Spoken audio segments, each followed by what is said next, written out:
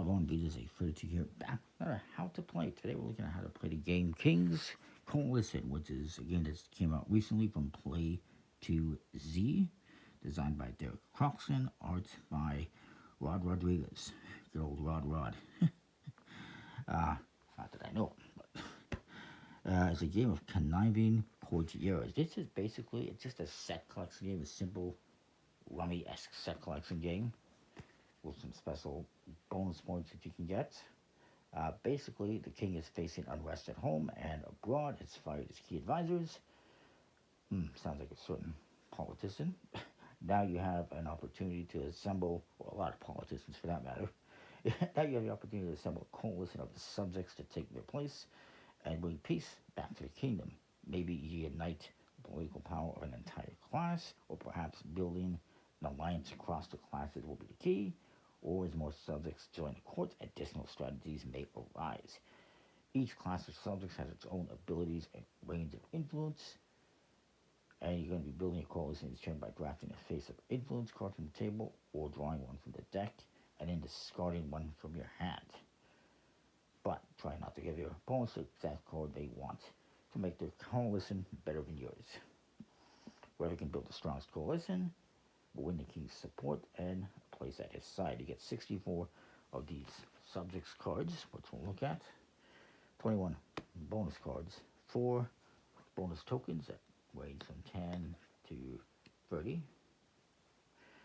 A first player token, which is a crown, some assembly required. Well, basically, you have to stick it together like this. Voila. Oop. You can even, if you want, for fun, make the first person wear it on their head. I don't think it'll stay, but you could. And you also get some reference cards for each player, and a score pad. And the reference cards tell you the spread of each card. So you got peasants in orange, which are mostly ones with some twos. Artisans, which are ones, twos, threes, and fours.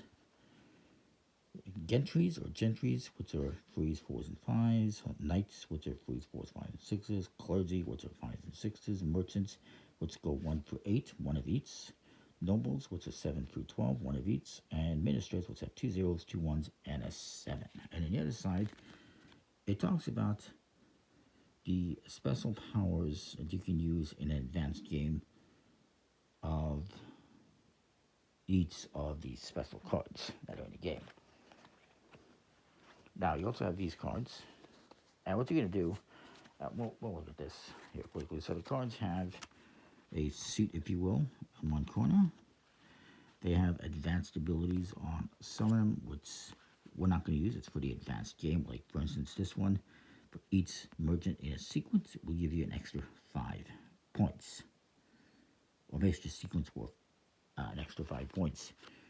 The peasants do have an ability that will be used during the game that we'll talk about. And then same with the ministers. The ministers, you have 2 zeros. The 2 zeros, you can use, this one you can use as one of these, a noble, clergy, or knight.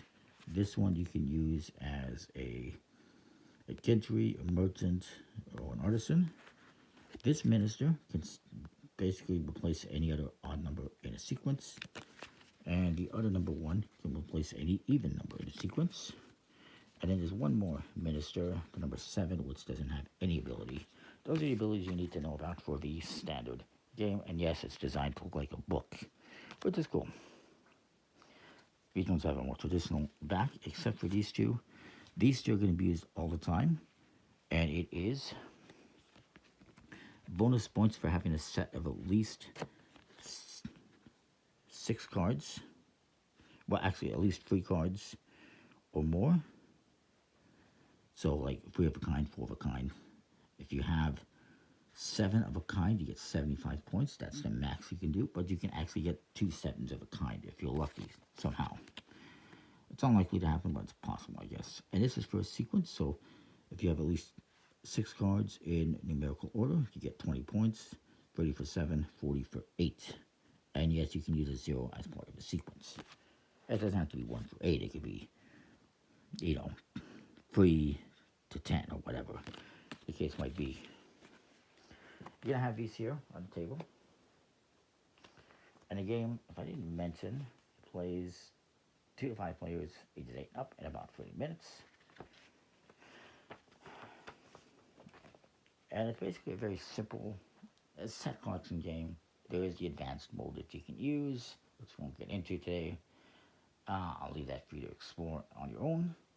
And but yeah, it's just a set collection rummy-esque game. Think kind of like Phase 10, except without the phases and with special, a royal theme, a kingdom theme.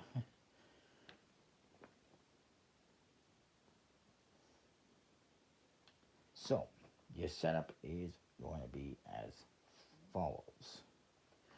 You're going to shuffle up the cards. You're going to set up 6 of these cards face down, subjects. That's what they are. I'm going to push those up a bit so that I have more room. You're then going to take these 2 sequence and set cards, put them there, and you're going to draw 4 random ones face down from a shuffled deck. The rest are not going to be used, so you can put them aside.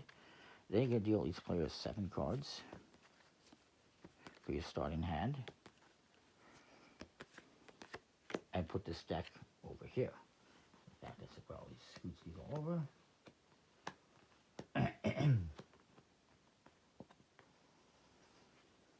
So then you're ready to start. And I guess we'll just do a 2-player game because I don't have a lot of space here. This takes up space, so that's fine.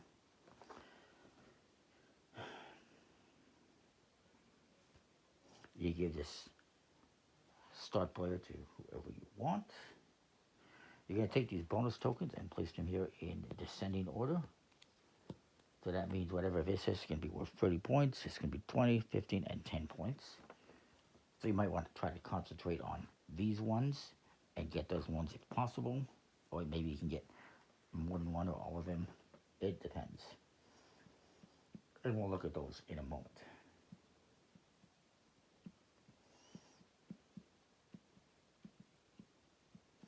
And they give each player a reference card. Now the reference cards, I should point out, one of them has a crown, so you're going to make sure to include this one, and whoever gets the crown gets to be the start player. So we'll say I got that one, and I am the start player. My opponent gets this one. You're obviously going to mix them up and deal them out so it just randomly goes to somebody. That's how you determine the start player, which I always like that idea. And they get the crown, and they get the first player, which is the first player token, and they get to start. So whoever is the first player will prepare the round as follows. You will reveal the leftmost subject card that's hidden and put it here to the middle, making that one available. And you will reveal this first bonus card if there's any face down. This one, if you have 0 of the peasants and at least 1 noble and 1 clergy, you will get 30 points. So keep that in mind.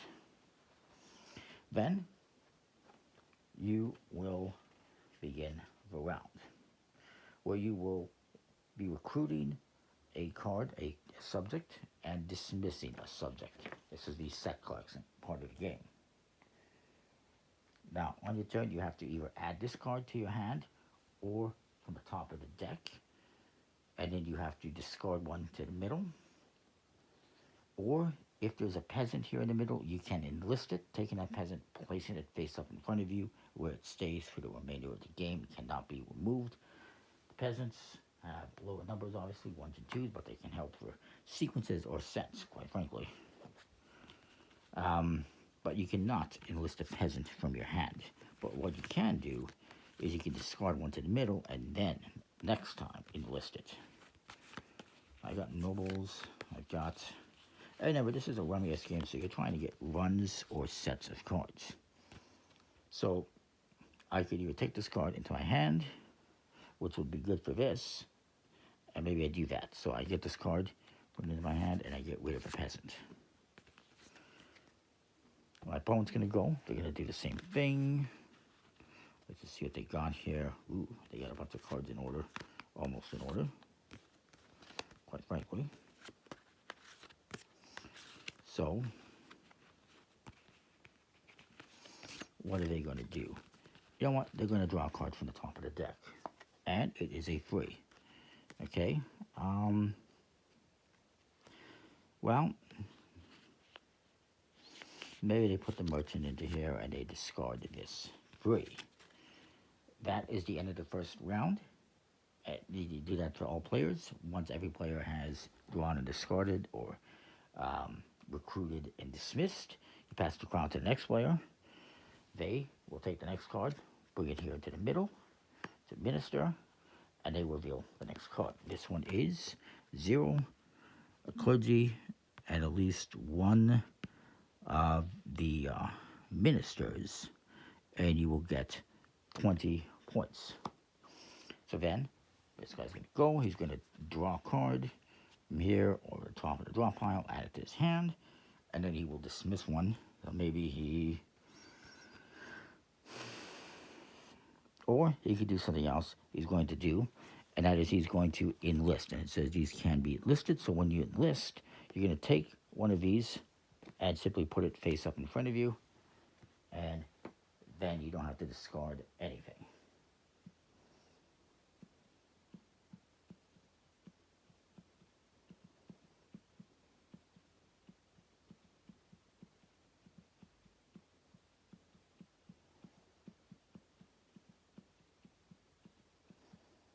And so you don't dismiss anything. So then I'm going to go, and I'm going to, maybe I will, damn,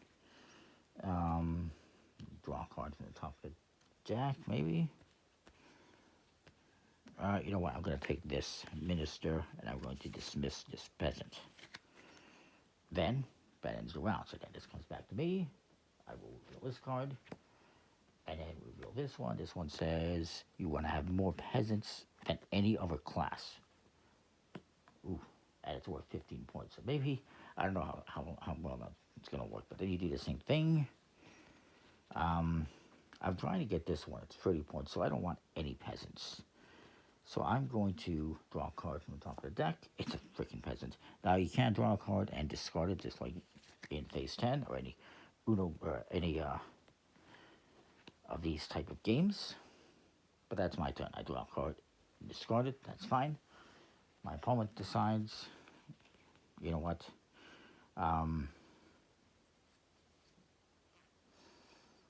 He can't do anything about that, so he's just going to recruit this peasant. Why not? Or enlist the peasant. So, then they get the crown back. We do the same thing. Once all 6 of these cards are here, that will be the last round. So we can finish up here really quickly, I guess. So this one is 0 doubles and at least 3 peasants. You're going to get 15 or 10 points. So maybe my opponent wants to do that. They can get rid of a noble and they can enlist some peasants. But at the same time, maybe they don't want to do that. I don't know.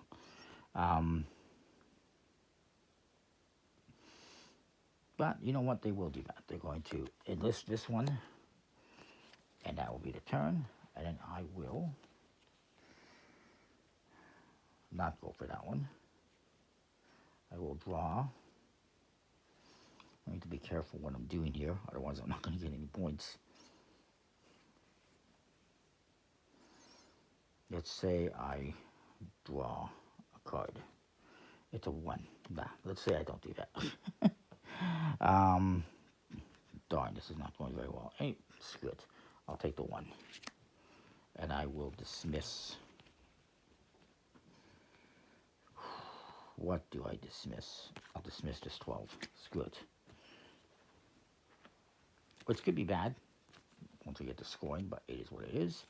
So that will end the round. This comes back over here. We bring another card to the middle. I'm going to go. And I will draw a card. It's a 1. Okay, I'm going to put that in my hand. I'm going to get rid of this. See if my opponent takes the bait. he will, sir, he will enlist this one again. And then he gets the crown, reveals the last card, and we do one more round. So I'm going to, I desperately need something here to happen. I'm not doing very well in terms of set collection. So I'm going to draw a card.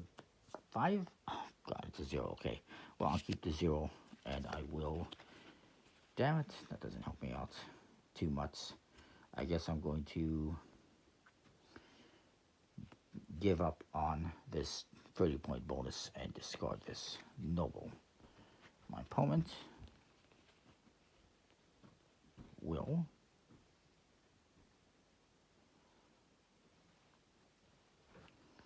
I guess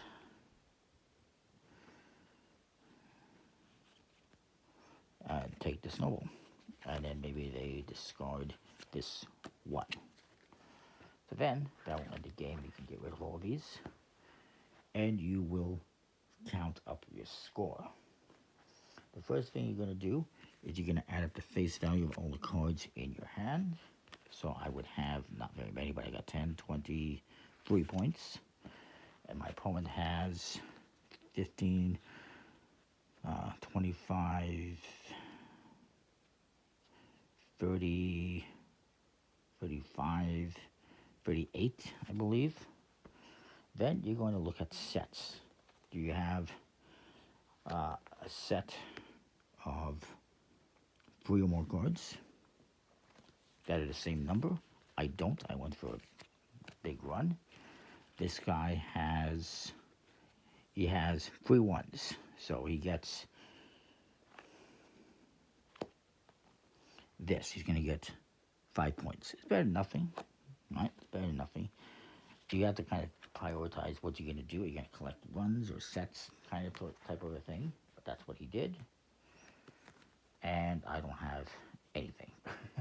And he's counting these 3 1s. They count as part of his hand. So I might as well put them here.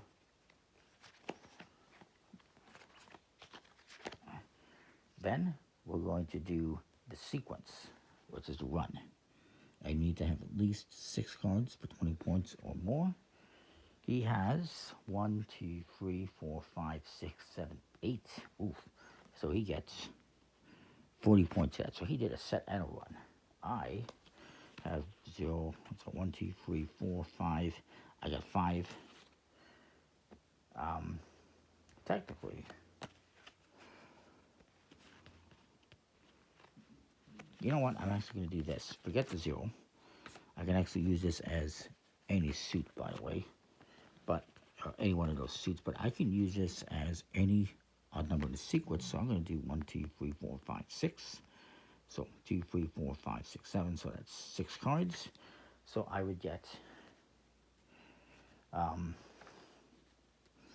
20 points. So it's better than nothing. If I only had 5, I would get nothing. So I had to do that in order to get that bonus. Then we look at this. If you have 0 peasants and at least 1 noble and 1 clergy, you would get 30 points. I unfortunately have a peasant, and I don't have a noble. I got rid of it. This guy has peasants, so he cannot do that, so nobody gets this one. This one is 0 of the clergy and at least 1 of the ministers, and he has a clergy, but he has no ministers, so he doesn't get anything, and I have a clergy and a minister, so unfortunately, I don't get that one either. Nobody gets that one. This one, you want to have more peasants than any other class. Yes, he does. So he's going to get this 15 points. I do not. And then this last one, you want to have 0 nobles and at least 3 peasants. Unfortunately, I ended up with 0 nobles, but not enough peasants. And he does not qualify, so nobody gets this one. So he would get those 15 points. He would get points for a set and a sequence, and the face value of his cards. And I would get the face value, and I have a run a sequence. You total up, whoever has the most points wins. It's a pretty simple, fairly simple set collection game, but you're looking at multiple things. You're looking at collecting runs and sequences, or the run and sequences, same thing. You're looking at getting a sequence of cards, run, or a set of cards, like 3, 4, 5 of the same kind, but you're also trying to get these bonuses, which require having this and not that, or some of this and some of that. So it's very interesting, and you got all sorts of cards in here. Mostly it involves having 0 of something and something else, at least 2 of these and 2 of those, so more than 2 cards of any class, no card higher than 5. Excuse me. So yeah, that's how the game works. It's a set collection game. It's pretty nice. Cards are decent quality, but no limited finish. These are a nice tarot size. And these are all just cardboard. Overall, it's a double-sided score pad, so you get lots of score pad. Overall, it's a pretty nice little game from Play to Z. Comment, like, subscribe, let me know what you think. I apologize, this video is a little bit long, and we'll see you next time. Thanks for watching.